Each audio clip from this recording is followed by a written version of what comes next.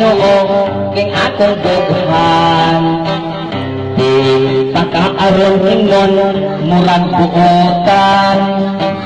Isangkit mo nagpalayo na Ginoon, kay disidido na intawon sa pagtiyak kanimo.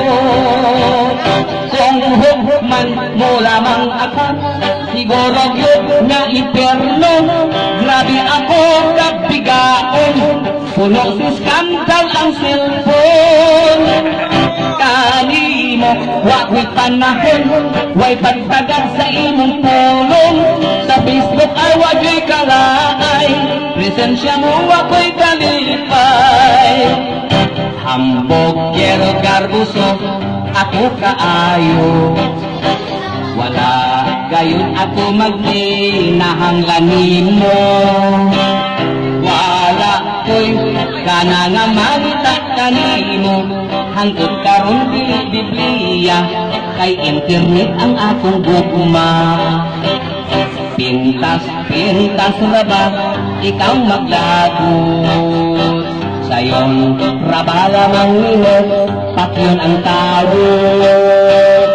Sugoon mulang si Mr. Kamatayon, diha-diha dayong mapalong, dayong katulog sa longmon.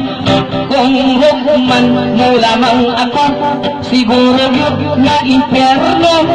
Grabe ako kauwagon, puno sa skandal ang cellphone.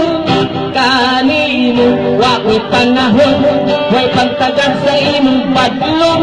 Sa Facebook ay wagi kalaay, presensya mo wako'y kalipay. Pasay mo aing tawon, ako Ginoo. Gibutaan man gud ako, sayawa mismo. Wa gayon kasakagom makunimo, kaysa computer o sa email, manhinoon na email. Email, mobile. Salamat Ginoo, may panahon pa. Mubalik na ako sa unang gugma. Pasaylo ana sa kagahigulong, kundi pa sa imong grasya, dugay-dugay na kong natumpa. Kung hugman mo lamang ako, siguro yun nga impyerno. Grabe ako kauwagon, punong si skandal ang cellphone. Kanimo wako'y panahon, way pagtagal sa imong pulong. Sa Facebook ay wako'y kalaay, presensya mo wako'y kalipay. Dili ko nga dos impyerno.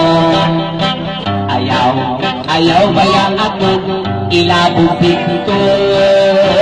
Sukad karon ikaw na Kristo akong tagdong, sa imong tulong mamalandong, adlaw gabi ko pasahon. Kinabuhi ko karon matarong pisnon, di sama sa una nga sayon tukhangon. Ang yawa mauwi kanhi ay natong papa, apan karon nausap na sa Diyos ako puno sa gugma. Kung hugman mo ako karon, sigurado ang manangit ko, kay ikaw mo Heso Kristo, gidawat ko na nga Ginoo. Wagtang ang pagkabigaon ko, ang iskandal hindi na, ibulihan ko sa Biblia, sa Ginoo may panahon na.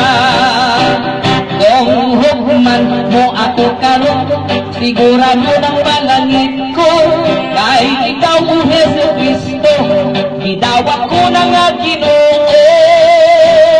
Wagtang ang pagkabigaon ko, ang iskandal gidilip na, ipulihan ko sa Biblia,